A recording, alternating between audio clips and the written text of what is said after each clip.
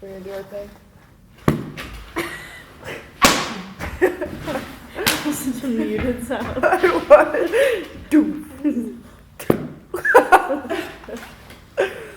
All right. Do you want to start with your name? Yeah. How old you are, maybe? I'm Shai-Li. Other people call me Lindsay. I'm 26. How long have you lived in Kalamazoo? On and off. I've lived in Kalamazoo since 2016, so like 8 years. But there was like a 2.5 year period where I didn't live here, but I still felt like I was supposed to be here. How would you describe the music that you make? I feel like I do a lot of stuff that's very like genre blendy. Maybe I would say like indie soul, because like it's very R&B and like neo soul, but also has a lot of like folk elements and indie and pop and weird things. I don't know. I like being weird with it. What was your first venture into creative expression? When I was 4, I went to a play with my parents, and I heard a song during it, and I came home and I couldn't get the song out of my head, so I sat down at the piano and I figured it out by ear. And that was like the moment where I was like, this is what I'm supposed to do with my life. Which is like a really formative thing. But growing up, I would write songs all the time, like in elementary school, and like that was like what I did with my friends at sleepovers. But like I was the one who was like in charge of doing all of it, and like I'd stay up after they fell asleep and was like writing them. Were your friends then musical too, or No. were you kind of making that No, I happen? just spit everywhere. No, they weren't musical. Like they just like sang around. Like we were little kids. Like we just liked to sing songs. We liked Hannah Montana. Like, so it was just like something we liked to do, and maybe we were considered musical as like 6-year-olds, but like they never went into music or anything like that or had any desire, Was anybody in your family drawn to music in the same way? No one. There's like a distant cousin of mine who does audio engineering, but like he was always significantly older than me, and like we never really like knew each other. The only other creative person like in the arts is my grandmother, my bubby. She's an abstract painter, an artist, but and then my sister and I grew up as like dancers, but it's kind of a different world, I'm curious about your relationship to your grandmother, and like whether that art, being around that, made it feel like more of an inviting environment to exercise the same kind of free will and desire to create in the first place. I love her. Her and I are really close. So my booby is like a really fiery, just very passionate person. And she will always say what's on her mind. She does not care about how she says it. And it's just like, like if she wants to create, she will find a way to do it. And my entire family, like everyone who is like her kids or grandkids have always, and my late grandfather, like so supportive of her. Like we would all go out of our way to go to her shows, to like her galleries, like her open houses and everything. And it was such a supportive environment, and I think it was because her dad and her parents weren't supportive. So like everyone made such an effort to like be, really supportive of the arts, and so I always felt really supported. And I mean, she got me into like my love of visual art for sure. And like going to her studio growing up in Detroit like was always my favorite thing. Yeah. Your studio in Detroit. Yeah, she's had it for like over 25 years. It's so cool. It's in a warehouse, and it's really cool. Does she still have it? That's awesome. Yeah. Maybe we could talk a little bit about Well, it sounded like you decided at 4 that you knew what your path was going to be. Yeah. But finding a love for visual art, I wouldn't mind hearing about where you're at with that now and how that, manifests in your life today.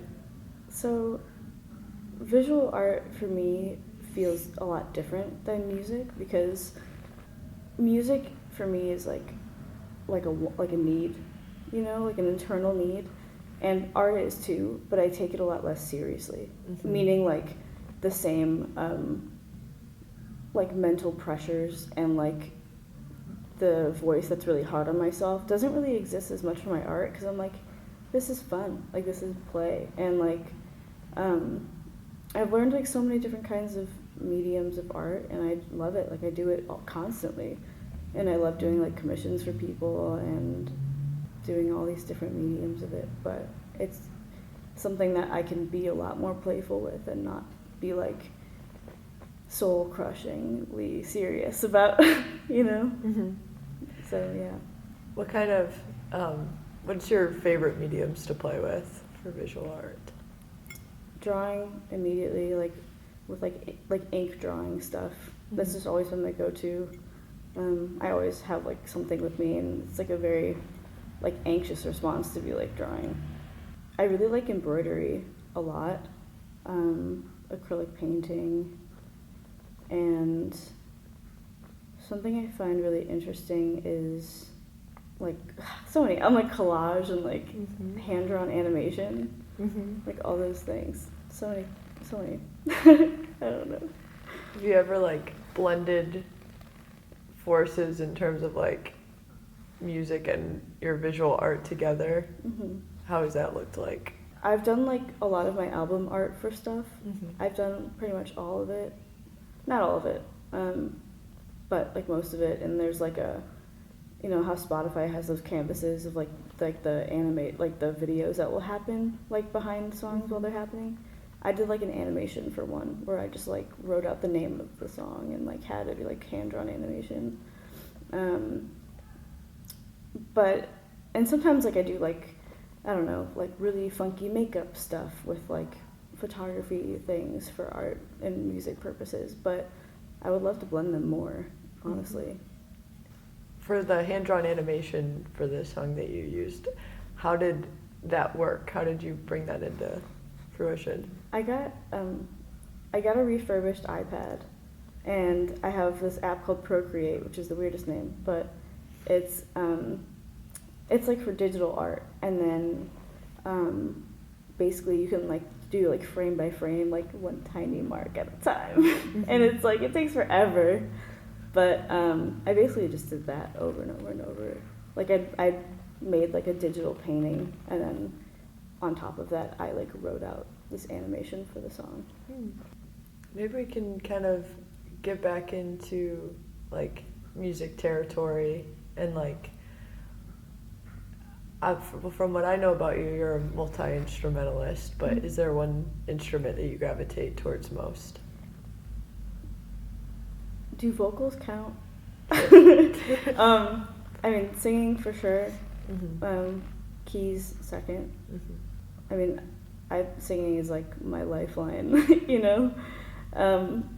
but the way that I think about music and the way that I translate it in my head is always like with a keyboard, and at least thought about like that, with, it's very like linear in my brain. But I play other instruments too, they're just not as intuitive. Mm-hmm. Especially like string instruments, because it's so different from keys. Yeah. Yeah. I think it might be good for us to talk a little bit about like being an intuitive player and what that is like. And we could start there, but then kind of maybe we could get into what it's like to try and collaborate with people as an intuitive player. Yeah. That's a really good point. Like I tried to read music for a long time, and I know like the very, very, very basics, but I can't get past like an elementary level, like to save my life. And to the point where like my dad was like, I'm so glad you finally stopped. Like that was really hard to listen to for like 12 years. And I was like, I know. Like it was terrible. Like And it feels like actively like gears are grinding in my brain, like the wrong way, you know. But I guess hearing everything by ear it feels both really empowering, but it feels limiting in a way, because I feel like I struggle to learn ways or things that push beyond what I know already, and I have to go and seek out different ways to learn that, you know. But you know, a lot of people can sit there and like learn different ways of like playing chords and just different everything, and I've found limited because I can't sit down and do that really. But I don't know, I like it because it makes sense to me, and I and I accept it. But in terms of collaborating with other people, so I have a band, and when I formed my band, like one of them is like jazz cat through and through.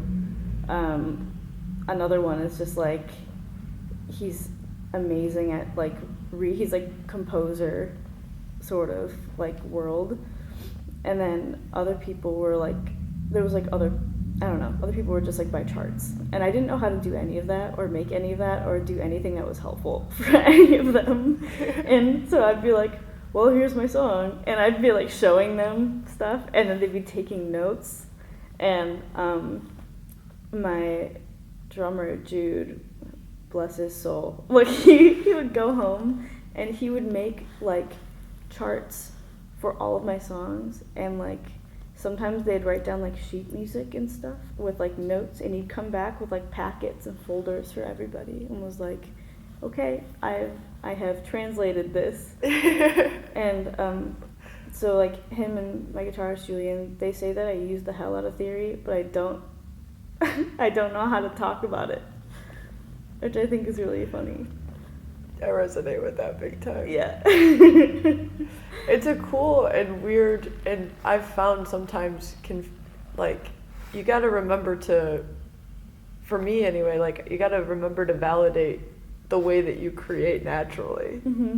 And I agree that like sometimes in the past trying to learn theory for the sake of like other people understanding is kind of like a time consuming and like it's not your natural way. So it kind of can feel like you're stalling or getting held back. Yeah. But that's beautiful. How did you meet those people that you play with? Well, I also left out like the newest member of my band, Tyler, who hears everything just crazily fast and is just crazy good at everything he does. So for him, I'll play something and he's like, yeah, like, you know, and it's really easy between us. But I basically had made a post on like Instagram stories like a year or so ago, and I was like, I want a band, who would be interested? And this fucking guy, Julian, who I did not know, was like, me. And I was like, done, great. And this guy Nick, who used to be in my band, I love him to death. He was like me also, and he learned things about like charts and stuff. And then I also wanted a keyboard player because I have never been the one who's like outside of myself. Usually it's just me. And sometimes I'm like, wouldn't it be fun if I just like had a microphone and was like, you know, living my little rock star moment and not having to like do so much. But I also like it too. And then basically Julian took it upon himself, someone I didn't know, to like go and scout people, and was like finding people to be in my band. And I was like, I don't know this man. Like, and there was like one day I went to like a show, and Jude was there, and he goes, I'm Jude, I think I'm in your band. And I was like, okay. And then that's how you found out you were a drummer. Yeah. And then Nick left, and I asked Tyler like immediately, and I was like, no pressure, but you were the first person that I asked. And then he was like, yeah. So, yeah. So, are you making all the songs on your own and then bringing them to the group? Yeah. And then they kind of translate your playing into something that they can comprehend entirely. Yeah. Because cool. I write songs and like they have to be like fully done to me, like, because it's like bare bones. I write with like piano or guitar, and I'll sit there and I'll have like the structure of the whole song, and I'll have it all done. And then a lot of times with them so far, like I've produced them either myself or other people, and like all the stuff that I've put on like Spotify and stuff, like they're learning, so they have sort of like a blueprint of stuff. But then there have been like older songs that I've also done that I've been like, you have more free reign, like let's kind of like revamp it and stuff like that. But yeah, I always have like a fully formed song before I bring it to them. At least, you know, I'm protective of my stuff. Would you feel comfortable kind of like walking through where a song might start, or like how the idea, you know, progresses into a full-blown piece that you feel comfortable sharing with people? Yeah.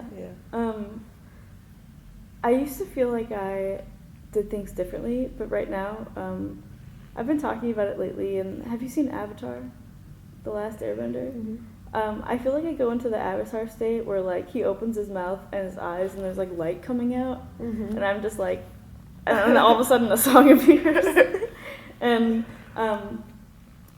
so lately I've been doing something where it's taken a lot of like work to get me back to a place where I can like listen to this intuitive part of me, but I will just get like melodies stuck in my head with words at the same time, and I'll just hear like myself singing like a phrase or something, or I'll be listening to music and I'll be like, ooh, that inspires something, and I'll just start singing something like words and lyrics, and those are the same thing, lyrics and melody at the same time. So I'll like sit down and like I'll play something and I'll just start singing and stuff, and it kind of just all happens at the same time recently. Or I think of how I want it to go, and I sit there and I like workshop it, and I get more, you know, serious about like once I figure out what chords are happening. I love to play around with what melodies are happening, and I sit down with the lyrics and I'm like, okay,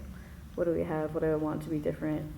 And sometimes I give it space and I don't touch it for a little bit longer. Or sometimes I do like whole song in a sitting, or sometimes it's like a verse, like a pre-chorus maybe, and then chorus, and I'll be like, we have enough to start, and then we can start. Yeah. So, yeah.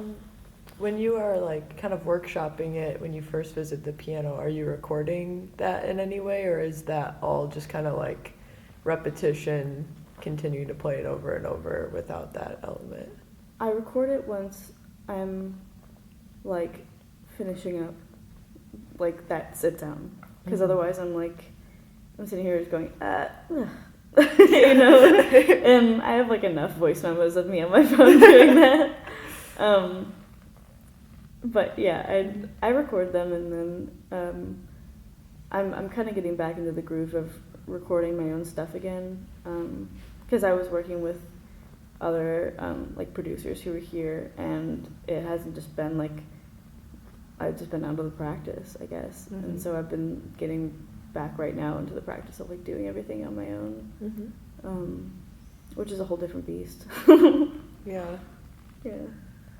I haven't even shown them a new song that I've done. Like, I feel like I don't want to bring new songs to them unless they're like we're fully recorded and like ready. This could be, I don't know why. Like, I feel like I'm just like so protective of my songs, and just because they're so like deeply personal, like every single one, and the thought of other people like touching them before I've like done everything on it that I want to do is scary. But yeah, I don't know. Like, I'm very like, I'm trying to be more soft about it. I feel like that makes a lot of sense to me because as a sensitive person, So sensitive. you're working with like I'm putting myself into this song, and I want to have it be on my terms when I choose to share that with people. Yeah. Like that makes a lot of sense to me. Yeah. It's kind of like anything else too, like sometimes the only thing you have control over is how much of yourself you lend to people. Yeah. Yeah. Maybe we can talk a little bit about the music you're making now. So this year I have written like more songs than I think I've ever written in my life, to the point where there's a note on my phone that says Shai-Li song tracker starting December 2024, no 3, and we're over 26, which is like it's a lot of songs, and I'm really proud of myself for that. And so I have so many songs from this year and from like before that. I have like a whiteboard in my apartment where I'm trying to keep track of everything, and I'm trying to make an album, but I have enough music to make like 4 right now. Maybe 3.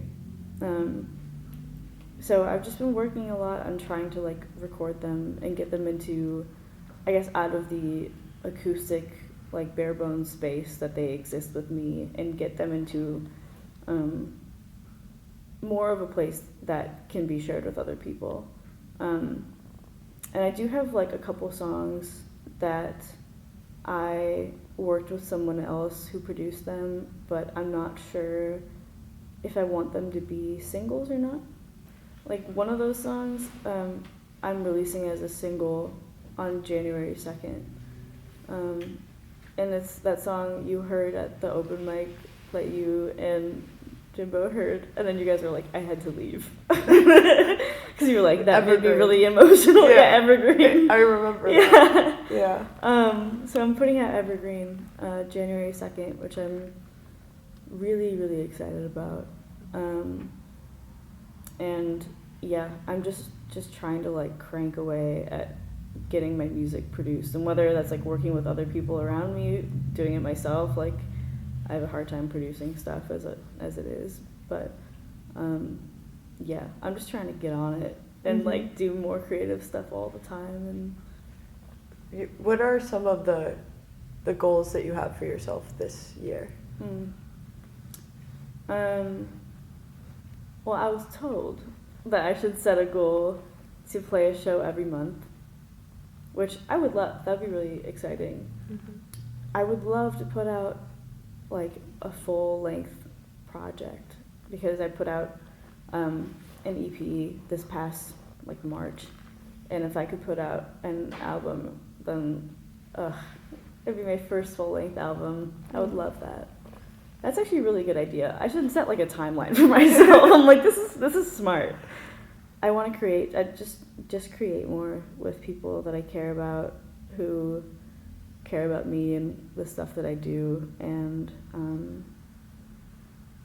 yeah, I feel like there is a very big creative push that's been happening for a while, and a big part of that is because of our friend Jeffrey, and he'd be fucking pissed at me if I weren't working on stuff,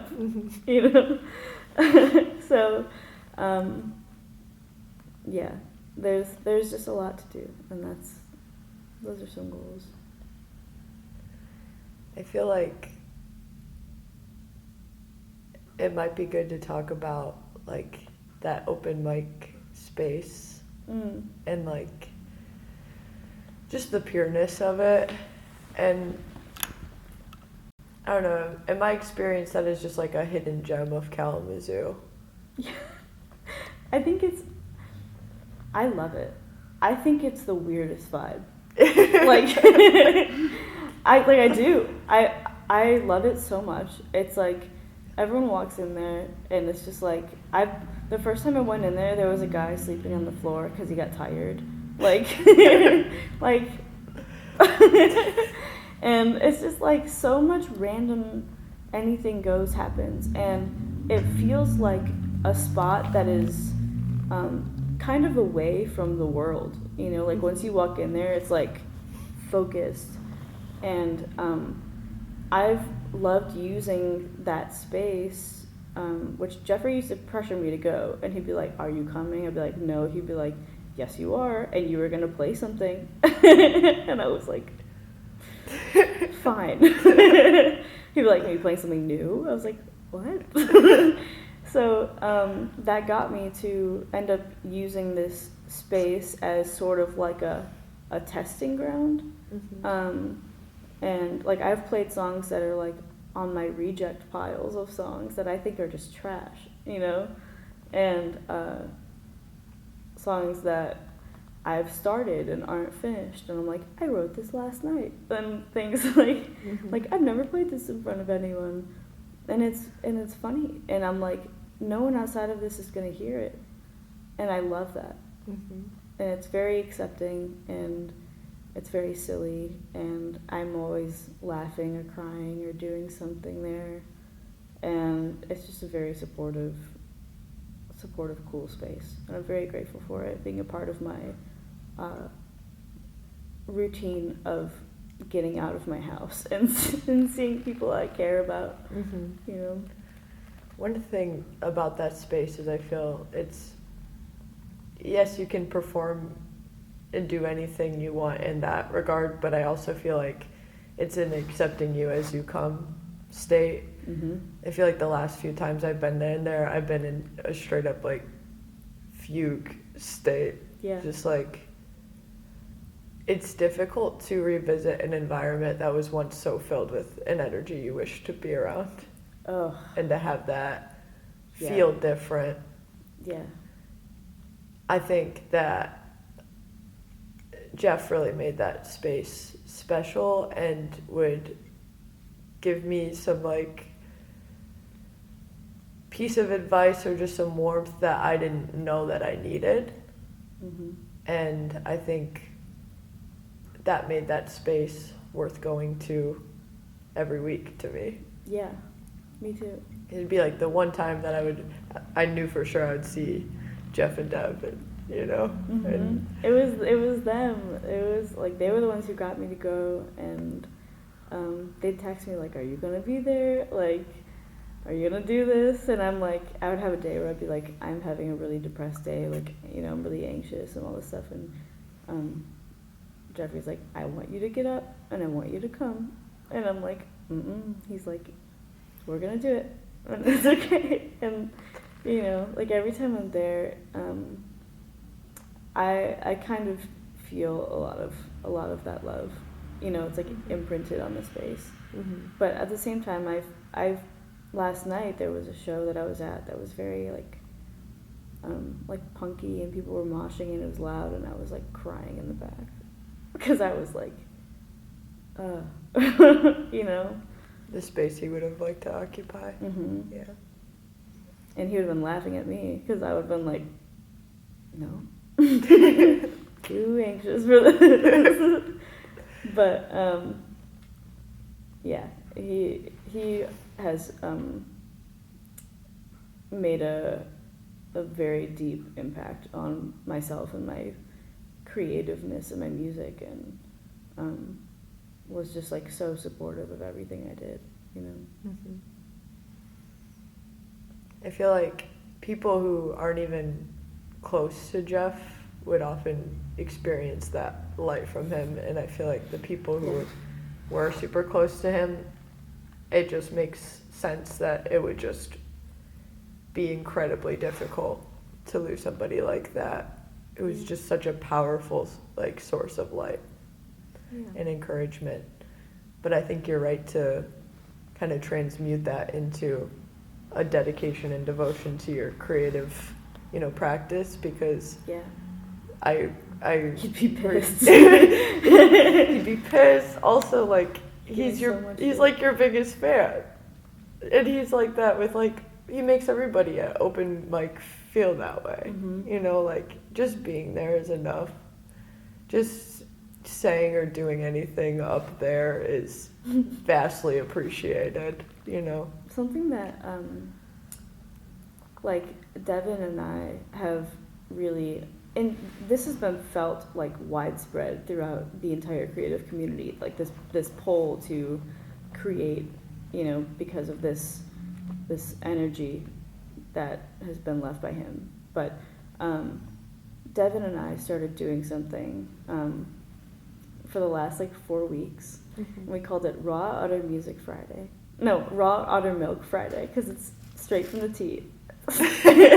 You know, it's ugly. It is unfiltered. Like, and we email each other, and we send each other like files of stuff we've been working on, and then we just like, and we describe like what inspired them, and then we send each other emails back being like, I have thoughts about every single song, and I'm like, you know what I mean?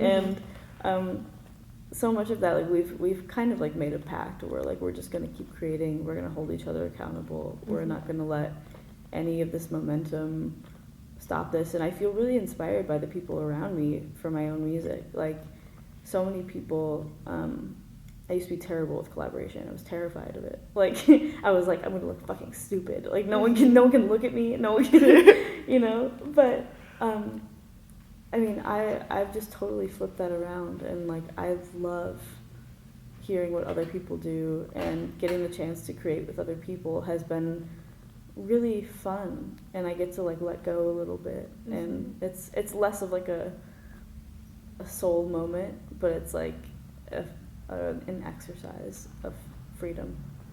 So yeah. Sometimes it takes being around other people or seeing other people do the thing you wish to do to like provide that momentum and drive for you. Yeah. But it's also beautiful when like you meet people who are already on that wave, like a similar wave to you, and you get to ride that wave together and like work alongside each other. I just think it's communal creative expression is an extremely healing experience, and like something that I feel like I'm intending to do with this platform is bringing people together and being able to like talk about their greatest passions with one another, and how they feel like that could be exercised with one another. It's integral, and it will hopefully just remind people the positive impact of using those emotions in a constructive way that is rooted in healing and communing with people. I had a thought. Go for it. No, it seems unrelated, but it is to me. Like I would, before all of this, like the last year I've been so creative, but before that I was stuck in a lot of really bad situations, and a bad place within myself, and like with bad people, and it stifled me creatively. Like I wrote like 2 songs in a year, and I like didn't go out. Like I know all these people because I didn't go anywhere. I was too anxious to. And I now go to yoga at Kalamazoo Backyard Yogis, which is honestly like one of the most special community spaces I've ever been. And that has been a huge part of that healing then, now, everything. And it's actually like sparked a lot of creativity in me, because we like meditate and do breath work, and we practice on not running from the emotions that fuel so much of this creativity. And while I'm sitting there and breathing, and I'm like in this very like raw space, I suddenly get ideas, and like little melody lines come in my head, or I get like images of art I want to make, and like things that I want to say, and like that space in itself, and like those practices have been really integral to my mental health and my creative being. A big part of it too is like I go there, and like on Mondays is basically like therapy plus yoga. Like, like I sit there and like we go and we talk in a circle, and I always cry, like in front of strangers, to the point where someone bought me a sticker there that says, "Hello, I'm gonna cry." And like people have brought me like when I was really struggling, like when Jeffrey died, like I talked about him before, after, like everyone knows there, and I've been so held there. People brought me cookies, like, you know. And he got really mad at me because I was like, because Devin was like, I want to go, and I was like, Jeffrey, I don't think you could do it. Like, I don't think you'd like it. And he was like, don't tell me what I would like. I'm gonna go, and I'm gonna be great. And I was like, okay. Like, even though it's really hard to imagine him being quiet and still for so long. And I would tell them that. I was like, I'm bringing my friend. But yeah, it's been cool, and people from there have like come to my shows, and they like added my songs that I released into their yoga playlists. Oh. So like when I put out the song Color off of my EP that I put out in March, it's like an acoustic song about like acceptance, you know, and it was spring and the sun started shining, and she didn't tell me she was going to put it on the playlist.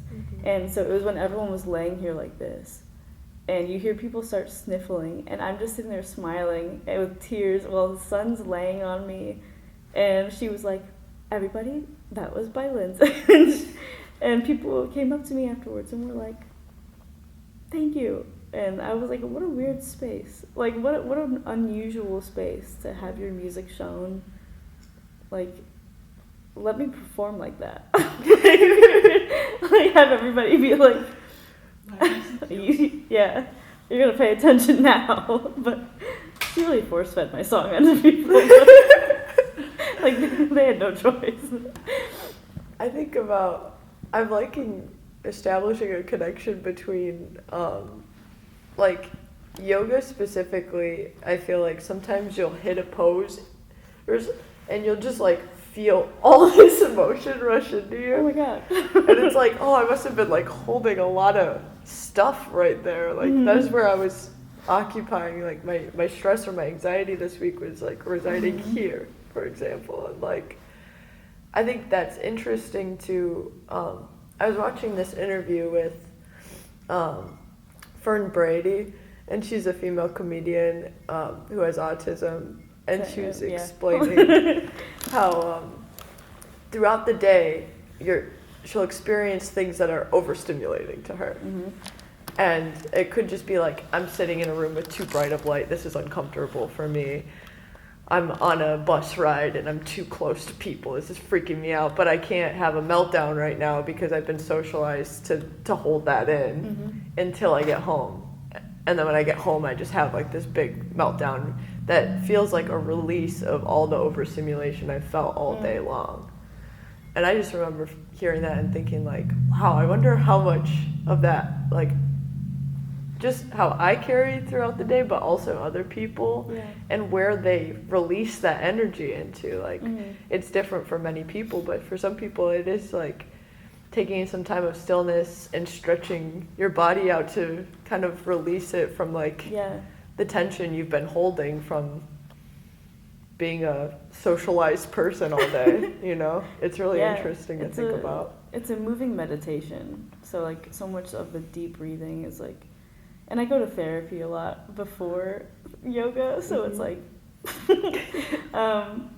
but that, and like with music, like I mean I have the same thing where I would just be so overwhelmed and so freaked out, and like last night I was really anxious, and so I like picked up my guitar and was singing a song until I was like, all right, we're okay, you know, because it's somatic. And so much of this emotion, like half the time I'm writing my songs and I'm crying while I'm doing it because I'm like, this is hard, like, and it's, you know, necessary release. Yeah. You know, that's why I'm like really particular about my songs, because I'm like, we're critiquing my therapy. That makes a lot of sense to me. Do you want to talk a little bit more about evergreen, Mhm. maybe, and like what went into making that. If you Yeah. see it as part of a whole, like Yeah. of a collection of songs, or if it's kind of a standalone, maybe. It feels a standalone song, and it always has been. I'm really proud of this song and how it's put together. It was produced by Jack Harrison. I remember when we first worked on it too, and we listened to it. We were sitting there like grabbing each other and shaking each other, screaming on the couch. Like we were so like excited about how it turned out. But I wrote the song at my old apartment in my bed, and I would always write it really late at night. And I would look out because I had like a sliding glass door, and I would look out, and the back was like this pond. It was like a baby lake, like a little, and it like fed into another lake. And usually you like can't see all of that, but the moon would be out, and I'd be looking at it, and I was dealing with a heartbreak that was pretty sudden. And so I was kind of thinking, of course it's like super, super depressing being like, it's kind of like a love letter to winter, because I was like, well, everyone leaves. And that's what I was just feeling. I was like, people really,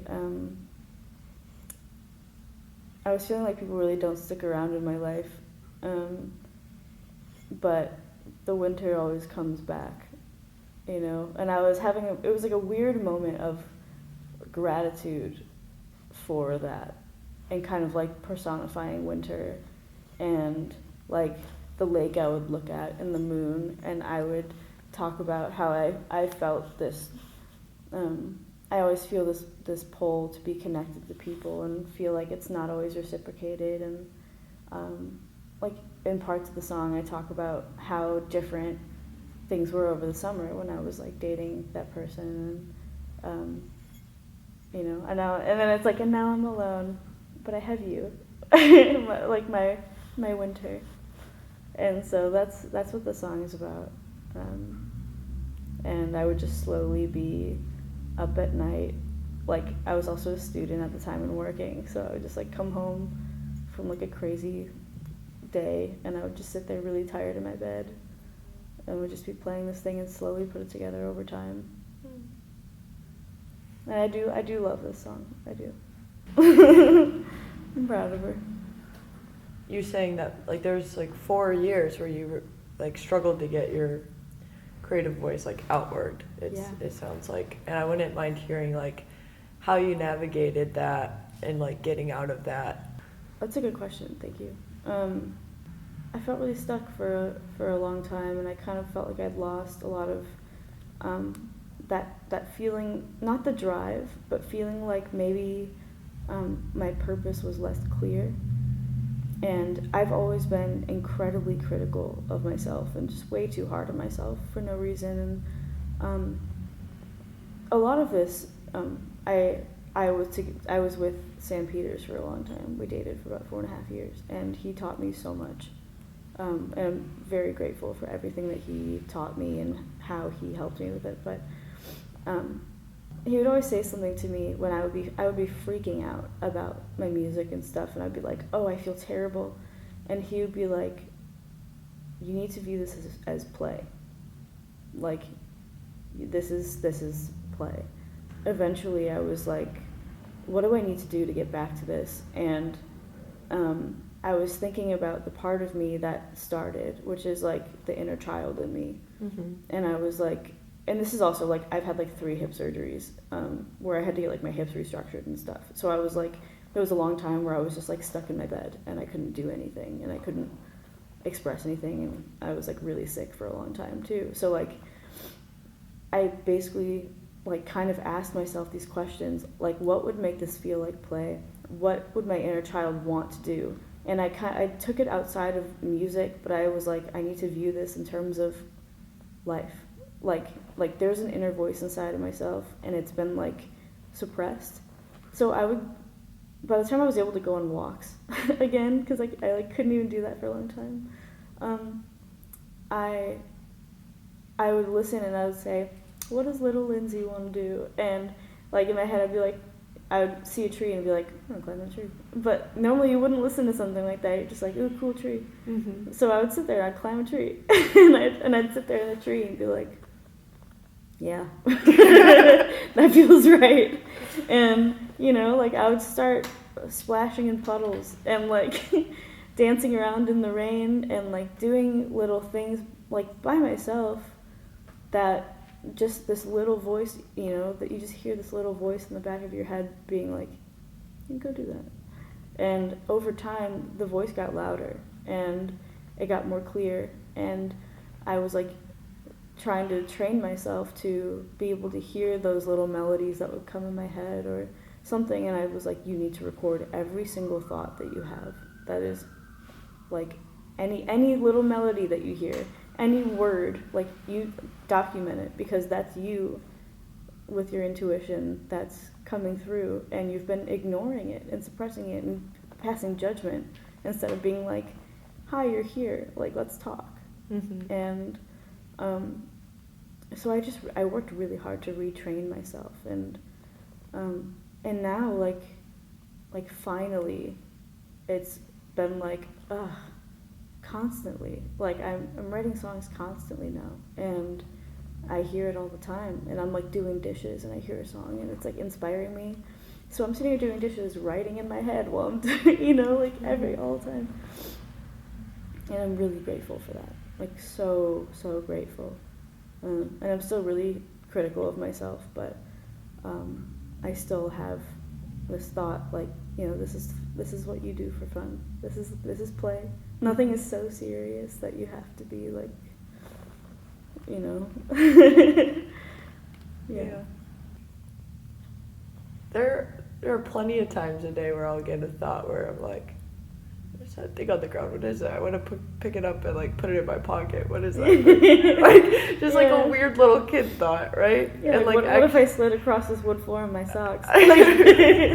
Like I think inviting more play into your life in general. Mm-hmm.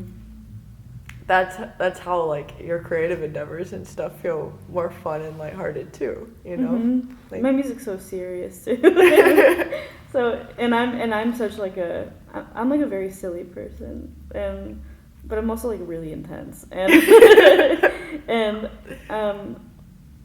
so I'll like play a really serious song and then I'll be like, I'm like, no. You know. It's kind of goofy that I just did that. Huh? Yeah. Yeah. I'm like, yeah. Anyways, but I mean I fully agree and like having that with other people too is really important. Creative women congregating with other women is a necessity. Congregating. Yeah. I think mm-hmm. it has proven to be like where I find the most insight on following that intuition, trusting in like your unique power that you have within you, seeing your sensitivity as something to be appreciated versus like feeling sorrowful for like feeling it in the first place, you know.